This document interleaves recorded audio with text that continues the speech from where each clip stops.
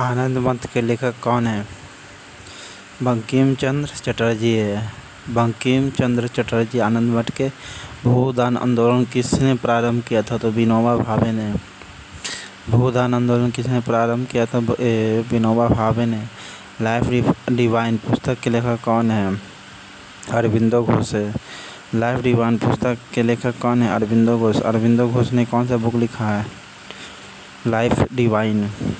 अरविंदो घोष ने कौन सा बुक लिखा? Life divine. बंगाल की एशियाटिक सोसाइटी जो 1784 में स्थापित किया था, किसने? जेम्स प्रेसप ने कि विलियम जोन्स ने? देखिए, बंगाल का जो एशियाटिक सोसाइटी है कब स्थापित हुआ था? 1784 को। बंगाल का जो एशियाटिक सोसाइटी है कब स्थापित हुआ था? 1784 को। बंगाल का जो एशियाटिक सोसाइटी है जो 1784 में इस्टेब्लिश हुआ था, बंगाल का एशियाटिक सोसाइटी 1784 में स्थापित हुआ था। बंगाल का एशियाटिक सोसाइटी 1784 1784 में एशियाटिक सोसाइटी बना था, जिसके प्रवर्तक कौन है? सर विलियम जोन्स है। सर विलियम जोन्स है बंगाल के एशियाटिक सोसाइटी जो 1784 में के प्रवर्तक कौन है? सर विलियम जोन्स है। ठीक है। भारत की संविधान सभा किसके द्वारा गठित की गई थी? तो कैबिनेट मिशन योजना के तहत जोड़ी गई थी। भारत की संविधान सभा किसके अनुसार गठित की गई थी? कैबिनेट मिशन के अनुसार भारत का जब संविधान सभा था, कैबिनेट मिशन योजना के तहत जोड़ा गया था। प्रथम भारतीय नोबेल पुरस्कार विजेता कौन है? रविंद्रनाथ टैगोर है। प्रथम भारतीय नोबेल पुरस्कार विजेता रविंद्रनाथ टैगोर। हमारा राष्ट्रीय गीत वंदे मातरम कहाँ संकलित है? आनंद मठ में है। हमारा राष्ट्रीय गीत वंदे मातरम कहाँ संकलित है? आनंद मठ में है। और वंदे मातरम सबसे पहले कब गाया गया था? तो स्वदेशी आंदोलन में। ठीक है। स्वदेशी आंदोलन का वंदे मातरम गाना बना था। ओके। और स्वदेशी आंदोलन कौन चलाया था? एस.एन. बनर्जी ने। ठीक है। भारत का राष्ट्रीय पंचांग किस संवत पर आधारित है? शक संवत पर आधारित है। भारत का राष्ट्रीय पंचांग किस संवत पर आधारित है? शक संवत पर आधारित है। ग्रेगोरियन कैलेंडर को अपनाया गया था। ठीक है। 17 भारत का राष्ट्रीय पंचांग किस संवत पर आधारित है? शक संवत पर आधारित है। दिल्ली में केंद्रीय सचिवालय उत्तरी और दक्षिणी खंडों की वास्तुविद कौन है? एडवर्ड लुटियंस है। ठीक है। एडवर्ड लुटियंस है। दिल्ली के केंद्रीय जो सचिवालय है उसका उत्तरी और दक्षिणी खंडों का आर्किटेक्चर कौन है? वास्तुविद कौन है? तो एडवर्ड लुटियंस है। एडवर्ड लुटियंस है। दिल्ली का केंद्रीय जो सचिवालय है, ठीक है, सेंट्रल जो सचिवालय है उसका दक्षिणी और उत्तरी खंडों का आर्किटेक्चर कौन है? तो 9 का ए है, एडवर्ड लुटियंस है। ठीक है। एडवर्ड लुटियंस है। एडवर्ड लुटियंस क्या किया था? केंद्रीय सचिवालय के उत्तरी और दक्षिणी खंडों का आर्किटेक्चर। एडवर्ड लुटियंस कौन है? दक्षिणी और उत्तरी खंडों का आर्किटेक्चर है। दिल्ली सचिवालय के उत्तरी और दक्षिणी खंडों का सचिवालय आर्किटेक्चर है। दिल्ली सचिवालय का उत्तरी और दक्षिणी खंडों का आर्किटेक्चर है। कौन? तो ये एडवर्ड लुटियंस। ओके। निम्नलिखित में से कौन सी कृति रविंद्रनाथ टैगोर द्वारा नहीं लिखी गई है? तो कपाल कुंडला नहीं लिखा गया। ठीक है। बाकी चित्रा लिखा गया, चित्रांगदा लिखा गया है, द कोर्ट डांसर भी लिखा गया है। चित्रा लिखा गया, चित्रांगदा लिखा गया है और कोर्ट डांसर भी लिखा गया है। चित्रा लिखा गया है, चित्रांगदा लिखा गया, द कोर्ट डांसर भी लिखा गया है रविंद्रनाथ टैगोर द्वारा। चित्रा लिखा गया है, चित्रांगदा लिखा गया है, द कोड डांस लिखा गया ये रविंद्रनाथ टैगोर द्वारा। भारत की शासन व्यवस्था में पहली बार प्रतिनिधि एवं लोकप्रिय तत्वों को समाविष्ट करने का प्रयास कब किया गया था? 1892 को या 1861 को? तो 1892 को भारत सरकार परिषद अधिनियम के द्वारा जोड़ा गया था। भारत में शासन व्यवस्था में पहली बार प्रतिनिधि या लोकप्रिय तत्वों को समाविष्ट करने का प्रयास किस माध्यम से किया गया था? 1892 का भारत परिषद अधिनियम। 1892 को भारत परिषद अधिनियम द्वारा पहली बार प्रतिनिधि या लोकप्रिय तत्व 1892 का पहली बार प्रतिनिधि या लोकप्रिय तत्व को समाविष्ट किया गया था। यह प्रयास किस माध्यम से किया गया था? भारत सरकार अधिनियम 1892। किस गवर्नर के कार्यकाल के दौरान 1921 में कलकत्ता में विक्टोरिया मेमोरियल हॉल का निर्माण किया गया था? लॉर्ड रीडिंग के द्वारा 1921 में कलकत्ता में विक्टोरिया मेमोरियल हॉल का निर्माण किया गया था। किस गवर्नर, कौन सा गवर्नर था? तो रीडिंग था। कौन गवर्नर था? रीडिंग था।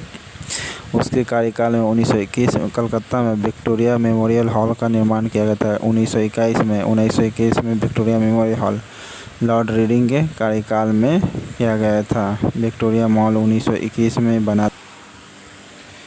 किस गवर्नर के कार्यकाल के दौरान 1921 में कलकत्ता विक्टोरिया मेमोरियल बना? लॉर्ड रीडिंग के।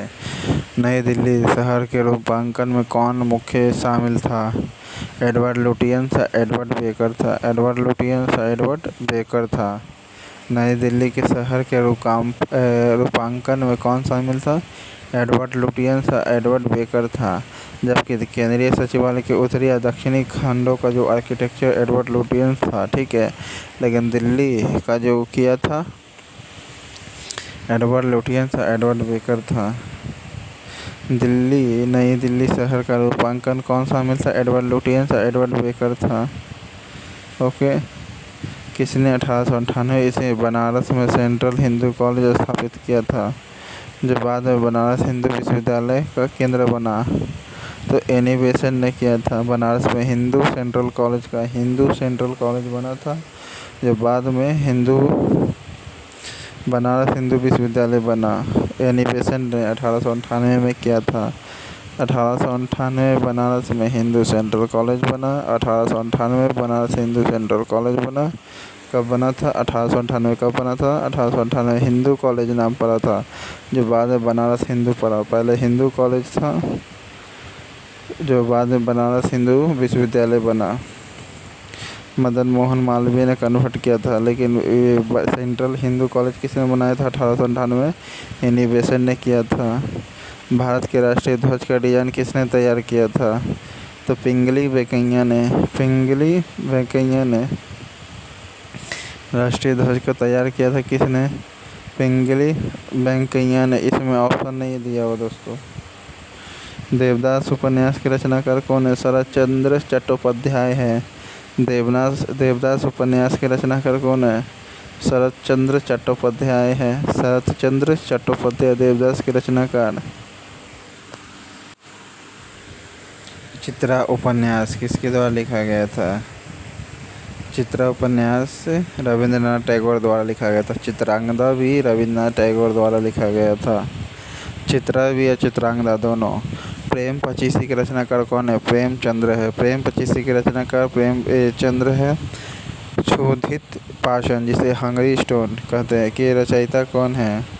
रविंद्रनाथ टैगोर है। क्षुधित पाषाण जिसे हंगरी स्टोन भी कहते हैं, के रचयिता कौन है? रविंद्रनाथ टैगोर है। हंगरी स्टोन के रचयिता कौन है? रविंद्रनाथ टैगोर है। हंगरी स्टोन के रचयिता कौन है? रविंद्रनाथ टैगोर। विश्व इतिहास की झलक ग्लिम्स वर्ल्ड हिस्ट्री के रचयिता कौन है? Jawaharlal Nehru. Glimpse of the world history, glimpse of world history, glimpse of world history, glimpse of world history के रचयिता जवाहरलाल नेहरू है। ग्लिम्स ऑफ वर्ल्ड हिस्ट्री के रचयिता कौन है? जवाहरलाल नेहरू। ठीक है, जिसे विश्व इतिहास की झलक भी कहते हैं। Glimpse of world history Jawaharlal Nehru ने लिखा था। 27 दिसंबर 1911 में पहले बार जनगण मन कहाँ गाई गई थी? तो कोलकाता में गाई गई थी। जन गण मन सबसे पहले कहाँ गाई गई थी? तो कोलकाता में गाई गई थी। कब गाई गई थी? 27 दिसंबर 1911 को। 27 दिसंबर 1911 को पहली बार जनगण मन गाया गया था। ओके, कोलकाता में 27 दिसंबर 1911 को। भारत में पहला समाचार पत्र किसने शुरू किया था? तो जेम्स हिक्की ने। ये ईस्ट इंडिया कंपनी क्या थी? अधिकारी था और इसने बंगाल गजट नामक पहला समाचार पत्र प्रकाशित किया था। ओके, जेम्स हिक्की ने पहली बार समाचार पत्र प्रकाशित किया था। द व्हील्स ऑफ हिस्ट्री नामक पुस्तक के लेखक कौन है? तो राम मनोहर लोहिया है। The wheel of history, the wheel of history, the wheels of history के रचयिता कौन है? राम मनोहर लोहिया। राम मनोहर लोहिया है द व्हील्स ऑफ हिस्ट्री के रचयिता है। पोस्ट ऑफिस के लेखक कौन है? रविंद्रनाथ टैगोर है। पोस्ट ऑफिस के लेखक कौन है?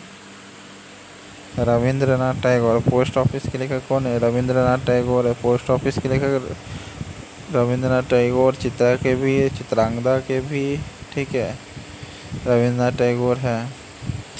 गोदान किसकी रचना है? प्रेमचंद्र की। गोदान किसकी रचना है? प्रेमचंद्र की। निम्नलिखित में से किसी इस्पात का चौखट स्टील फ्रेम की संज्ञा दी गई है? आईसीएस को। आईसीएस को क्या कहा गया था? Steel frame. आईसीएस को क्या कहा गया था? Steel frame. आईसीएस को क्या कहा गया था? स्टील फ्रेम कहा गया था। इसे भारतीय नागरिक सेवा भी कहते हैं, ठीक है। इस्पात की चौखट। भारत भारती के रचनाकार कौन है? मैथिली शरण गुप्त। भारत भारती के लेखक कौन है? मैथिली शरण गुप्त है। मैथिली शरण ने कौन सा बुक लिखा है? भारत भारती। सैंडलर आयोग का संबंध किससे है? शिक्षा से। सैंडलर आयोग का संबंध किससे है? शिक्षा से है। सैंडलर आयोग शिक्षा से संबंधित। बुक डिस्पैच का भी शिक्षा से संबंधित है। सैंडलर आयोग शिक्षा से संबंधित है। ब्रिटिश ने भारतीय प्रांतीय स्वयं सत्ता प्रोविंशियल ऑटोनॉमी कब से लागू कर दिया गया है? तो 1935 में। भारत सरकार अधिनियम प्रोविंशियल ऑटोनॉमी कब से लागू किया गया था? भारत सरकार अधिनियम 1935 को। प्रोविंशियल ऑटोनॉमी कब लागू किया गया था? भारत सरकार अधिनियम 1935 को। प्रोविंशियल ऑटोनॉमी कब लागू किया गया था? भारत सरकार अधिनियम 1935 को। प्रोविंशियल ऑटोनॉमी, जिसे प्रांतीय स्वयं सत्ता भी कहते हैं। खिलाफत आंदोलन का प्रारंभ किया था किसने? अली बंधुओं ने। खिलाफत आंदोलन किसने चलाया था? अली बंधुओं ने। अली बंधुओं ने खिलाफत आंदोलन किसने चालू किया था? अली बंधुओं ने। खिलाफत आंदोलन कब चालू किया था? अली बंधुओं ने। खिलाफत आंदोलन किसने प्रारंभ किया था? अली बंधुओं ने किया था। नेक्स्ट है 1942 में क्रिप्स मिशन का महत्वपूर्ण पहलू क्या था? 1942 का क्रिप्स मिशन का महत्वपूर्ण पहलू क्या था? वह क्या करता था ना, युद्ध के पश्चात ही भारत को एक संघीय राज्य बनाना था। भारत में सिविल सेवा का सूत्रपात किसने किया था? लॉर्ड कॉर्नवालिस ने। सिविल सर्विस का सूत्रपात लॉर्ड कॉर्नवालिस ने किया था। निम्नलिखित कथनों पर विचार करना है। इंग्लैंड की रानी 1898 की महारानी घोषित हुई थी? नहीं। राजा जॉर्ज पंचम तथा रानी मैरी ने 1911 में दिल्ली दरबार रखा था। कहाँ रखा था? जॉर्ज पंचम ने और रानी मैरी ने 1911 से दिल्ली दरबार रखा था। जॉर्ज पंचम ने, रानी मैरी ने 1911 में दिल्ली दरबार रखा था, ठीक है। जॉर्ज पंचम तथा रानी मैरी ने 1911 में दिल्ली दरबार रखा था। अमृत बाजार पत्रिका के स्थापना किसने किया था? शिशिर कुमार घोष है। अमृत बाजार पत्रिका की स्थापना किसने किया था? शिशिर कुमार घोष था। निम्नलिखित अखबारों में से कौन सा मुख्य उदारवादियों की नीतियों का प्रचारक था? लीडर था, जिसे मदन मोहन मालवीय चलाते थे। निम्न में से कौन सा मुख्य उदारवादियों की नीतियों का प्रचार करता था? लीडर है। उदारवादियों का प्रचार कौन करता था? लीडर नामक अखबार। उदारवादियों का प्रचार कौन करता था? लीडर नामक अखबार। अमृत बाजार पत्रिका का संपादन कौन किया था? शिशिर कुमार घोष। ठीक है। झंडा गीत किसने लिखा था? झंडा गीत किसने लिखा था? तो श्यामलाल गुप्त पार्षद ने लिखा था। झंडा गीत किसने लिखा था? श्यामलाल गुप्त पार्षद ने लिखा था। झंडा गीत किसने लिखा था? श्यामलाल गुप्त पार्षद ने लिखा था। नागरिक सेवाओं, जिसे सिविल सर्विस कहते हैं, के लिए प्रतियोगिता परीक्षा प्रणाली को सिद्धांततः स्वीकार किया गया था कब? 1853 को। ICS की स्थापना 1853 को किया गया था। प्रतियोगिता परीक्षा 1853 में। प्रतियोगिता परीक्षा 1853 में अपनाया गया था। सिद्धांत को अपनाया गया था। किस अधिनियम के तहत लॉर्ड कॉर्नवालिस को अपनी काउंसिल के फैसले को रद्द करने का अधिकार मिला था? तो किस अधिनियम के तहत लॉर्ड कॉर्नवालिस को अपनी काउंसिल के फैसले को रद्द कर सकता था? अपनी काउंसिल के फैसले को रद्द कर सकता था। अपनी काउंसिल के फैसले को क्या कर सकता था? लॉर्ड कॉर्नवालिस कैंसिल कर सकता था 1786 एक्ट के तहत। 1786 एक्ट के तहत काउंसिल के फैसले को रद्द कर सकता था कॉर्नवालिस। लॉर्ड कॉर्नवालिस को अपनी काउंसिल के फैसले को रद्द कर सकता था 1786 एक्ट के जरिए। लॉर्ड कॉर्नवालिस को अपनी काउंसिल के फैसले को रद्द कर सकता था 1786 एक्ट के जरिए। 1786 एक्ट के जरिए में काउंसिल के फैसले को रद्द करने का अधिकार मिला था। उपन्यास दुर्गेश नंदिनी के लेखक कौन है? तो कौन है दोस्तों? दुर्गेश नंदिनी बंकिम चंद्र चटर्जी है। दुर्गेश नंदिनी के लेखक कौन है? बंकिम चंद्र चटर्जी है। दुर्गेश नंदिनी के लेखक कौन है? बंकिम चंद्र चटर्जी है। दुर्गेश नंदिनी के लेखक कौन है? बंकिम चंद्र चटर्जी है। दुर्गेश नंदिनी के लेखक कौन? भारतीय राजनीति 1947 के बाद किस महिला ने सर्वाधिक योगदान दिया था? तो अरुणा आसफ अली ने दिया था। भारतीय राजनीति में 1947 के बाद किस महिला ने सर्वाधिक योगदान दिया था? अरुणा आसफ अली ने दिया था। वंदे मातरम गीत लिखा था किसने? बंकिम चंद्र चटर्जी ने। वंदे मातरम किसने गीत लिखा था? बंकिम चंद्र चटर्जी ने। किस वर्ष उड़ीसा बिहार से अलग हुआ था? 1936 में। उड़ीसा 1936 में अलग हुआ था। History of the freedom movement in India के लेखक कौन है? History of the freedom movement in India के लेखक कौन है? देखिए, history of the freedom movement in Bihar के दत्ता ने लिखा था।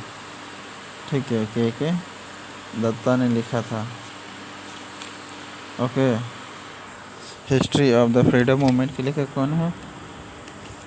इन इंडिया के लेखक कौन है? ताराचंद है। History of the freedom movement India के लेखक कौन है? ताराचंद है। लेकिन मूवमेंट इन बिहार के लेखक है के दत्ता।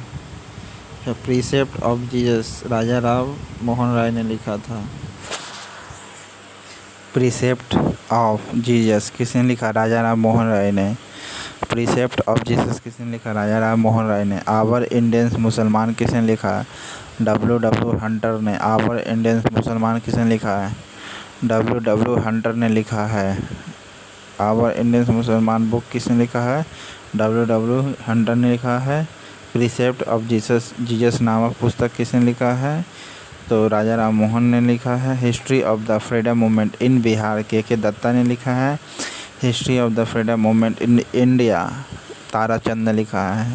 ताराचंद इन इंडिया लिखा है। History of the freedom movement in India Tarachand. History of the freedom movement in Bihar के दत्ता ने लिखा है। 1878 का वर्नाकुलर प्रेस एक्ट किसने रद्द किया था? लॉर्ड रिपन ने। लेकिन लाया था किसने थे? लॉर्ड लिटन ने लाया था। ये वर्नाकुलर प्रेस जो एक्ट था, ये टोटल हिंदी अखबार या राष्ट्रवादी अखबार पर रोक लगाया था। ठीक है, अंग्रेजी अखबार पर नहीं था। 1878 का वर्नाकुलर प्रेस एक्ट किसने रद्द किया था? लॉर्ड रिपन ने लाया था। लॉर्ड रिपन ने ख़त्म किया था 1878 का वर्नाकुलर प्रेस एक्ट को। 1878 का किसने लाया था vernacular press act? Lord Lytton का था वाइसराय। 1878 का Lord Ripon vernacular press act को ख़त्म कर दिया। 1878 वाला। अमेरिका में फ्री हिंदुस्तान अखबार किसने शुरू किया था? तारकनाथ दास ने। फ्री हिंदुस्तान नामक अखबार था, किसने शुरू किया था? तारकनाथ दास ने। फ्री हिंदुस्तान, तारकनाथ दास। इंडियन अनरेस्ट के लेखक कौन है? इंडियन अनरेस्ट के लेखक कौन है दोस्तों? द एनी बेसेंट है या फिर वैलेंटाइन सिरोल है? वैलेंटाइन सिरोल है, ठीक है। इंडियन अनरेस्ट के लेखक कौन है? वैलेंटाइन सिरोल है। इंडियन अनरेस्ट के लेखक कौन है? वैलेंटाइन सिरोल है।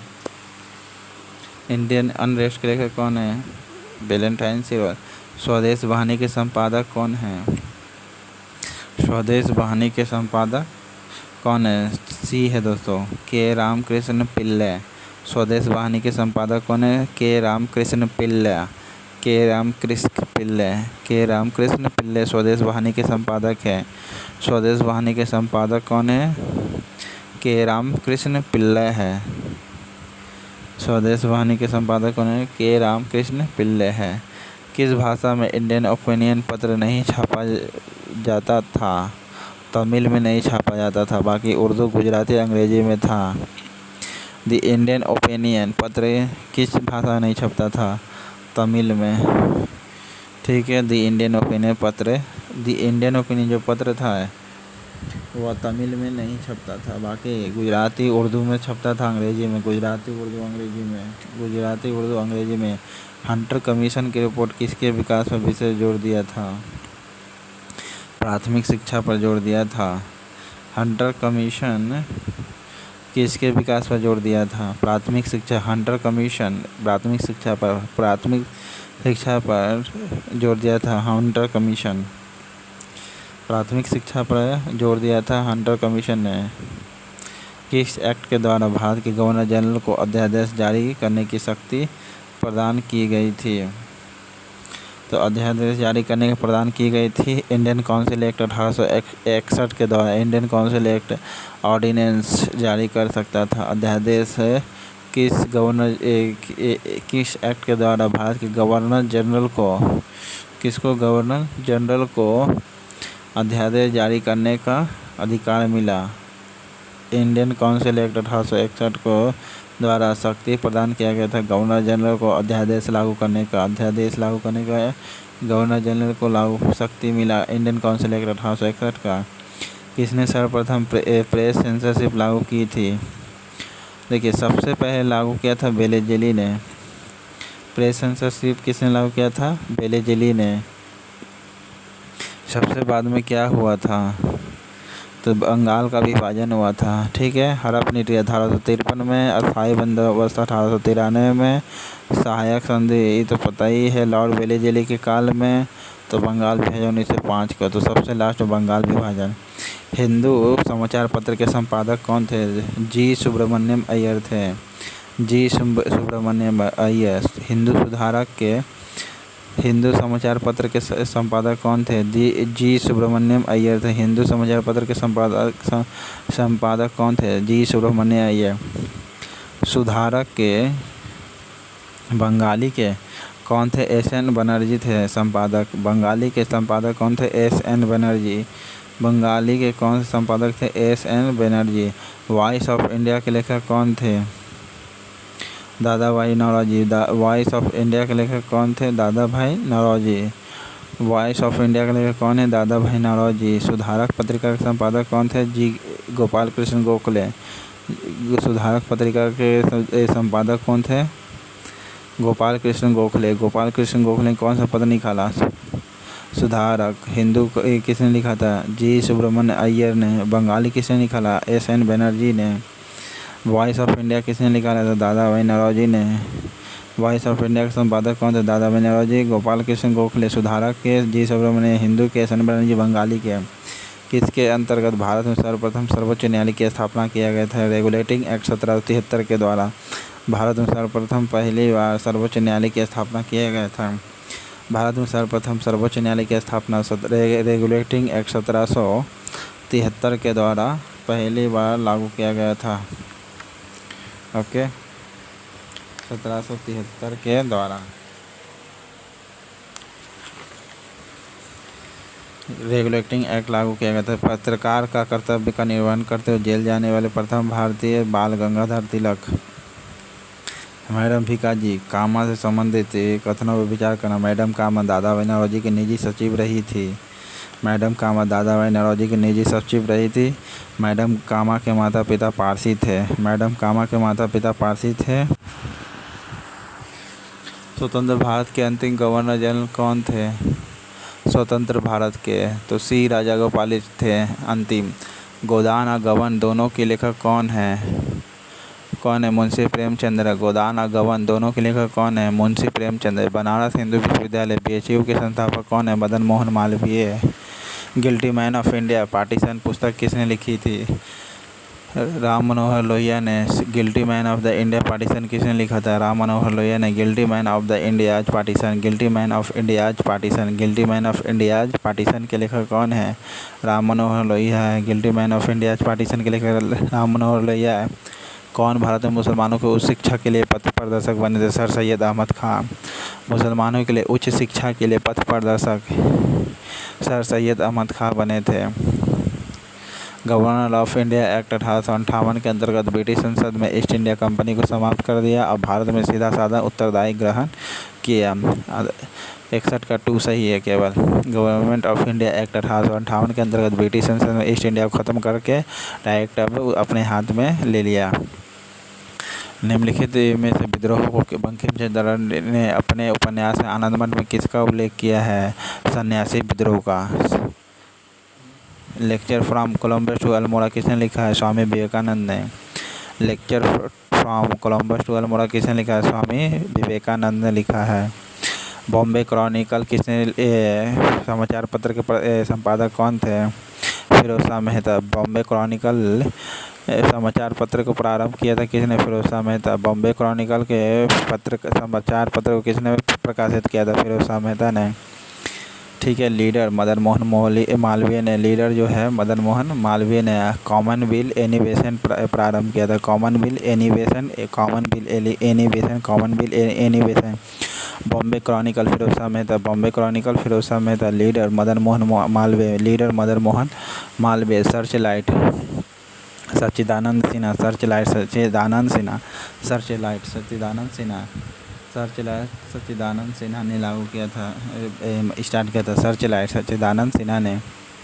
सच्चिदानंद सिन्हा। सर्च लाइट फिरोज शाह मेहता ने। Bombay Chronicle Madan Mohan. Leader Annie Besant Commonwealth. कौन सा युग्म सही नहीं है?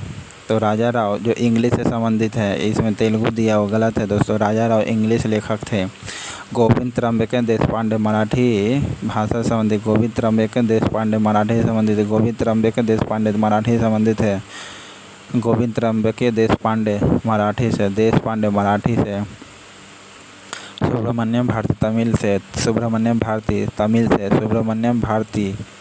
इसके लास्ट में त देख रहे हैं तो शुरू में त देख रहे हैं। ठीक है। भारती तमिल है। भारती तमिल है। सुब्रमण्यम भारती तमिल। ताराशंकर जोशी गुजराती। ताराशंकर ज्योति गुजराती। ठीक है। तारा देख रहे हैं, उधर रात देख रहे हैं, उल्टा देख रहे हैं। तारा रात उधर देख रहे हैं तो ताराशंकर ज्योति हो गया गुजराती। ताराशंकर ज्योति गुजराती। तारा राता भी समझ सकते तो लास्ट में राती यानी गुजराती है। ताराशंकर ज्योति गुजराती। तमिल में सुब्रमण्यम भारती गोविंद त्र्यंबके देशपांडे मराठी और राजा राव इंग्लिश से है। ठीक है। 1773 कलकत्ता में उच्च न्यायालय सुप्रीम कोर्ट स्थापित किया गया था। हाँ किया गया था। वारेन हेस्टिंग्स प्रथम गवर्नर जनरल थे जिन्हें भारत में ब्रिटिश नहीं, ये नहीं है दोस्तों। भारत दंड संहिता वर्ष 1880 किसके द्वारा चालू किया गया था? तो बी चालू किया गया था दोस्तों। ठीक है। 2 और 3 मात्र सही होगा। ठीक है। क्या भारतीय दंड संहिता आईपीसी 1860 में लाया गया। आईपीसी कब लाया गया था? 1860 में। आईपीसी कब लाया गया था? 1860 में। आईपीसी कब लागू किया गया था? 1860 में।